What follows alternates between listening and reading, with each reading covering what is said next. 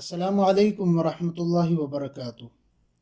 عدالت کی جانب سے پی پی ایس سی کے خلاف لیے گئے سٹے کی کیا حقیقت ہے؟ آج صبح سے ایک نیوز مختلف گروپس میں گردش کر رہی ہے کہ پی پی ایس سی کے خلاف یہ جو ریکروٹمنٹ ہو رہی ہے عدالت سے سٹے لیا گیا ہے۔ آئیے دیکھتے ہیں اس خبر میں کتنی صداقت ہے، کیا واقعی ایسا ہوا ہے یا نہیں۔ تو میں نے اس خبر کو مختلف فورمز پر سرچ کرنے کی کوشش کی ہے۔ یہ خبر اس وقت دا نیوز ویب سائٹ پر موجود ہے اور وہاں پہ اس کی مکمل تفصیل ہے، international the news website. تو آئیے دیکھتے ہیں اس میں کیا کہا گیا ہے۔ بہت سارے لوگ اس خبر کو سن کر یہ سمجھ رہے ہیں کہ یہ جو سٹے لیا گیا ہے یہ اس لیے لیا گیا ہے کیونکہ پی پی ایس سی کا سکینڈل پکڑا گیا تھا، اس میں کرپشن کا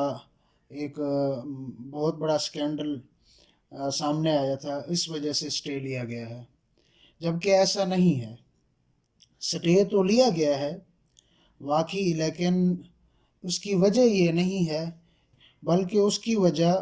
کوئی اور ہے۔ اس مذکورہ نیوز کے اندر جو دا نیوز ویب سائٹ پر اس وقت جو خبر موجود ہے، اس میں جو بتایا جا رہا ہے وہ یہ ہے کہ یہ سٹے ایک خواجہ سرا نے لیا ہے اور اس کا نام ہے فیاض اللہ۔ فیاض اللہ نامی خواجہ سرا نے یہ سٹے لیا ہے اور اس نے یہ موقف اختیار کیا ہے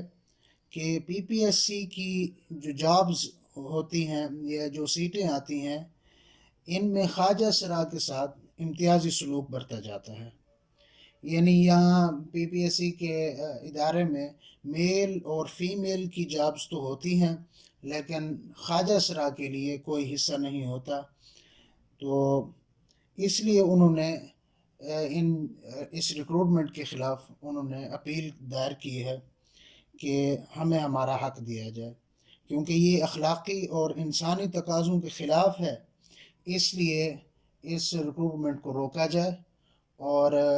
میل فیمیل کی طرح خواجہ سرا کو بھی شامل کیا جائے اس میں۔ تو جسٹس فیصل زمان نے اس کیس کی سنوائی کی ہے ابتدا میں، اور انہوں نے پی پی ایس سی کے اس موجودہ ریکروٹمنٹ کے پروسیس کو روک دیا ہے، اور مزید chief justice Lahore high court Muhammad Qasim Khan نے ادارے سے اس حوالے سے ریکارڈ طلب کیا ہے اور یہ کہا ہے کہ 3 فروری تک اس کی ہیئرنگ جو ہے وہ ملتوی کر دی جائے، اس کے بعد ہم دیکھیں گے کہ کیا فیصلہ کیا جاتا ہے۔ تو یہ اس خبر کی تفصیل تھی جو صبح سے گردش کر رہی ہے، اور سب سے آخر میں اگر آپ نے میرا چینل ابھی تک سبسکرائب نہیں کیا تو اس کو سبسکرائب کریں، اور اس طرح کی مزید معلوماتی، انفارمیٹیو، ادبی اور اسلامی ویڈیوز دیکھنے کے لیے اس چینل کو ضرور سبسکرائب کریں۔